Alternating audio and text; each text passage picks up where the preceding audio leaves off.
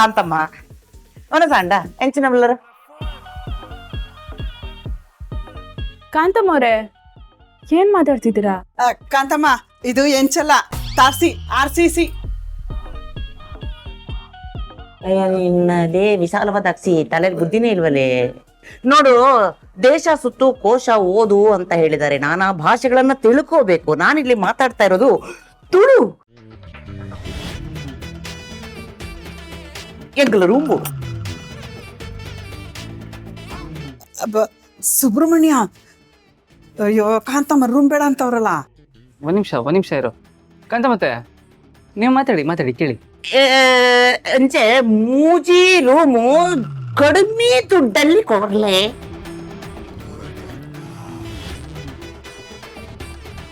ಅಯ್ಯೋ ಸುಬ್ರಹ್ಮಣ್ಯ, ಕೊಡಲೆ ಗಿಡಲೆ ಅಂತಿದ್ದಳಲ್ಲ, ಗ್ಯಾರಂಟಿ ಮಕ್ಕದ ಮೇಲೆ ಹೊಡೆದು ಕಳಿಸ್ತಾರೆ.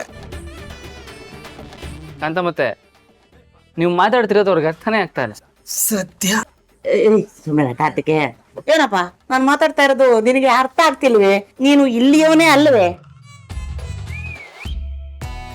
ಕಾಂತಮ್ಮ ಅವ್ರೆ, ಅವ್ರು ಇಲ್ಲಿಯವ್ರೆ, ಆದ್ರೆ ಅವ್ರ ಹತ್ರ ನೀವು ತುಳು ಯಾಕೆ ಮಾತಾಡ್ತಾ ಇದ್ದೀರಾ? ಯಾಕೆಂದ್ರೆ ಸಮುದ್ರ ತೀರದಲ್ಲಿರುವ ಜನರೆಲ್ಲ ಮಾತಾಡುವುದು ತುಳು ತುಳು ತುಳು. ಕಾಂತ ಮತ್ತೆ ದಕ್ಷಿಣ ಕನ್ನಡ, ಮತ್ತೆ ಇದು ಉತ್ತರ ಕನ್ನಡ, ಇದು ಗೋಕರ್ಣ, ಇಲ್ಲೆಲ್ಲ ಕನ್ನಡನೇ ಮಾತಾಡೋದು. ಅಬ್ಬ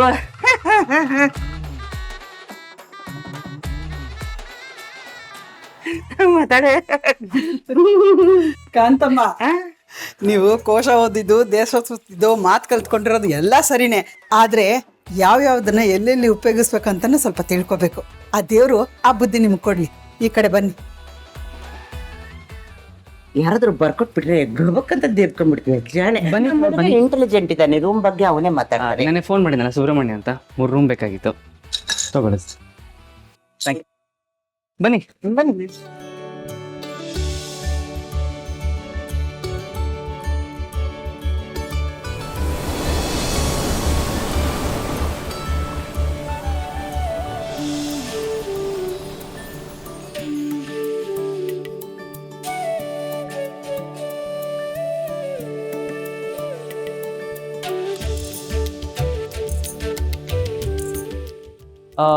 ಯಜಮಾನ್ರೆ, ಅಲ್ಲಿ ಪುರೋಹಿತರು ಮನೆ ಹತ್ರ ತುಂಬಾ ಜನ ಇದಾರೆ. ನಾನು ಹೋಗಿ ಪೂಜೆ ಎಷ್ಟೊತ್ತಿಗೆ ಮಾಡ್ಬೋದು ಅಂತ ವಿಚಾರಿಸ್ಕೊಂಡ್ ಬಂದ್ಬಿಡ್ತೀನಿ. ನೀವೆಲ್ಲ ಇಲ್ಲೇ ಇರ್ತೀರಾ? ಸರಿನಪ್ಪ.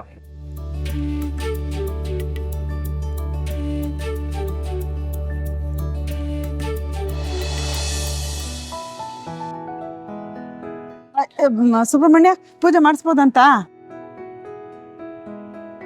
ಪೂಜೆ ಮಾಡಿಸ್ಬಹುದು, ಆದ್ರೆ ನಾಳೆ ವಿಶೇಷವಾದ ದಿನ ಅಂತೆ, ನಾಳೆ ಶ್ರೇಷ್ಠವಾದ ದಿನ ಅಂತೆ. ನಾಳೆ ಪೂಜೆ ಮಾಡಿಸಿದ್ರೆ ಹೇಗೆ ಅಂತ.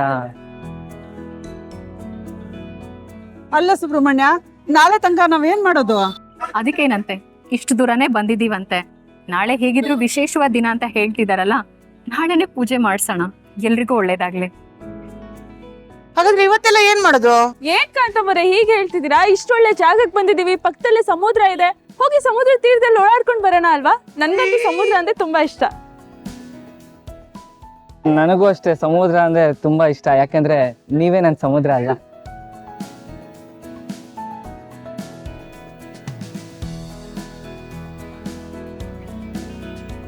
ವೀರು,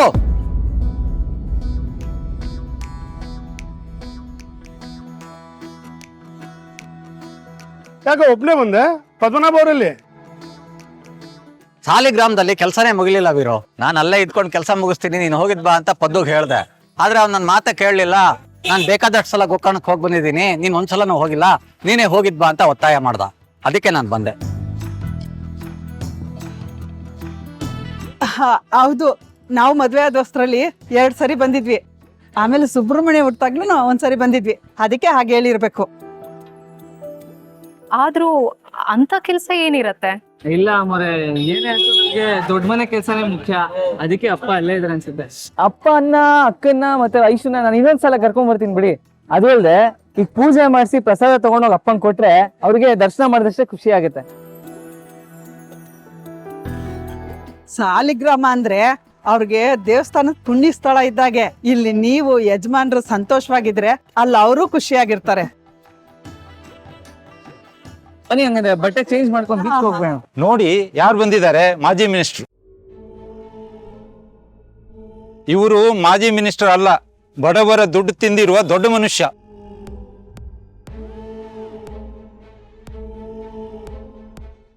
ಪದವಿಯಲ್ಲಿದ್ದಾಗ ಮಕ್ಕಳ ಅನ್ನ ತಿಂದು ತೇಗಿ ಜನಗಳಿಗೆ ಮೋಸ ಮಾಡಿ ಈಗ ಪಾಪ ಕಳ್ಕೊಳ್ಳುವುದಕ್ಕೆ ಈ ಪುಣ್ಯಕ್ಷೇತ್ರಕ್ಕೆ ಬಂದಿದ್ದಾರೆ.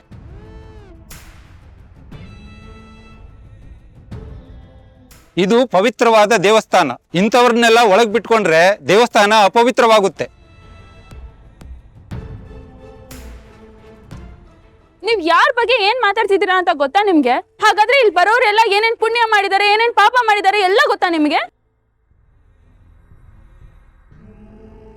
ರೇ, ಯಾರು ಒಳ್ಳೆಯವರು ಯಾರು ಕೆಟ್ಟರು ಅಂತ ನಿಮ್ಗೆ ಹೇಗ್ರಿ ಗೊತ್ತಿರುತ್ತೆ? ಆ ದೇವ್ರೆ ಭೂಮಿಗೆ ಇಳಿದ್ ಬಂದ್ರು ಎಲ್ರು ಮೆಚ್ಚಕ್ ಆಗಲ್ಲ, ನಿಮ್ಮಂತವ್ರ ಬಾಯಿ ನಮ್ ಮುಚ್ಚಕ್ಕೂ ಆಗಲ್ಲ. ಬಿಟ್ರೆ ನಿಮ್ಮಂತವ್ರು ಆ ದೇವ್ರ ಮೇಲೆ ಅಪವಾದ ಹೊರಿಸ್ತೀರಾ? ಏನ್ರಿ ಆಗಿ ಹೇಳ್ತಿದ್ದೀರಾ? ಇವ್ರು ಹಾಗಾದ್ರೆ ಜನಗಳಿಗೆ ಮೋಸ ಮಾಡಿ ಸುಳ್ಳ? ಅದು ಸತ್ಯನೇ ಅಂತ ಹೇಗೆ ಹೇಳ್ತೀರಾ? ನೀವೆಲ್ಲ ದೇವ್ರ ಸನ್ನಿಧಾನದಲ್ಲಿದ್ದೀರಾ. ಇಂಥ ಪುಣ್ಯ ಕ್ಷೇತ್ರದಲ್ಲಿ ಇದ್ಕೊಂಡು ಪ್ರಸಾದದ ಹಾಗೆ ಸಿಹಿಯಾಗಿ ಮಾತಾಡ್ಬೇಕೆ ಹೊರತು ಕಹಿಯಾಗಿ ಮಾತಾಡ್ಬಾರ್ದು. ಒಂದ್ಸಲ ಯೋಚನೆ ಮಾಡಿ, ನಮ್ಮ ಅಪ್ಪ ಮಿನಿಸ್ಟರ್ ಆಗಿದ್ದಾಗ ಈ ಊರಿನ ಸ್ಕೂಲ್ಗಳಿಗೆ, ಅಕ್ಕಪಕ್ಕ ಹಳ್ಳಿಗಳಿಗೆಲ್ಲ ಎಷ್ಟು ಅನುಕೂಲ ಮಾಡಿಕೊಟ್ಟಿದ್ದಾರೆ. ಅಷ್ಟೇ ಅಲ್ಲ ಮೇಡಮ್, ಹಳ್ಳಿಲಿರೋ ಮಕ್ಕಳಿಗೆ ಇಲ್ಲಿಗೆ ಸ್ಕೂಲ್ಗೆ ಬರ್ಬೇಕಂದ್ರೆ ಒಂದ್ ಬಸ್ಸಿನ ವ್ಯವಸ್ಥೆನೂ ಇರ್ಲಿಲ್ಲ, ಅದನ್ನು ಯಜಮಾನ್ರೆ ಮಾಡ್ಕೊಟ್ಟಿರೋದು. ನೀರಿನ ವ್ಯವಸ್ಥೆನೂ ಯಜಮಾನ್ರೆ ಮಾಡ್ಕೊಟ್ಟಿರೋದು. ಇಲ್ಲಿ ಬರೋ ಟೂರಿಸ್ಟ್ಗೂ ಅಷ್ಟೇ ತಂಗುದಾಣನೂ ಅವರೇ ಅಧಿಕಾರದಲ್ಲಿದ್ದಾಗ ಮಾಡ್ಕೊಟ್ಟಿರೋದು.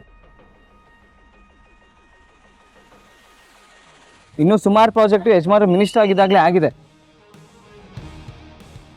ಅದೇ ಮತ್ತೆ ನಾವ್ ಇಲ್ಲಿಗೆ ಬರುವಾಗ ಎಷ್ಟೋ ಗೋಡೆ ಮೇಲೆ ನೀರಿನ ಟ್ಯಾಂಕ್ ಮೇಲೆ ಯಜಮಾನ್ರ ಹೆಸರು ಬರ್ದಿದೆ. ನೀವು ನೋಡಿದ್ರೆ ಈ ತರ ಮಾತಾಡ್ತಾ ಇದ್ದೀರಲ್ಲ, ಅವ್ರು ಮಾಡಿರೋ ಒಳ್ಳೆ ಕೆಲಸ ಅವೆಲ್ಲ ಮಾತಾಡ್ತಿದ್ದೆ ಗೊತ್ತಾ?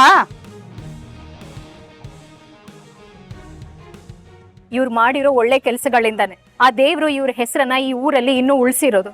ದೇವ್ರ ಸನ್ನಿಧಾನದಲ್ಲಿ ನಿಂತ್ಕೊಂಡು ಎಲ್ಲ ತಿಳಿದವ್ರ ಹಾಗೆ ಮಾತಾಡೋದಕ್ಕೆ ಬರಬೇಡಿ ನೀವು.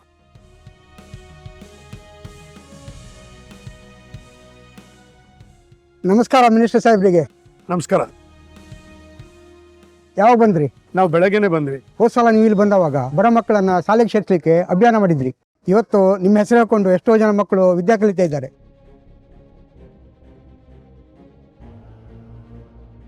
ಯಾರೋ ನಿಮ್ಮನ್ನು ಕಂಡ್ರೆ ಆಗದೆ ಇರೋರು, ಬುದ್ಧಿ ಇಲ್ಲದೆ ಇರೋರು, ಏನೇನೋ ಮಾತಾಡ್ತಾರ ಅಂತ ತಲೆ ಕೆಡಿಸ್ಕೋಬೇಡಿ.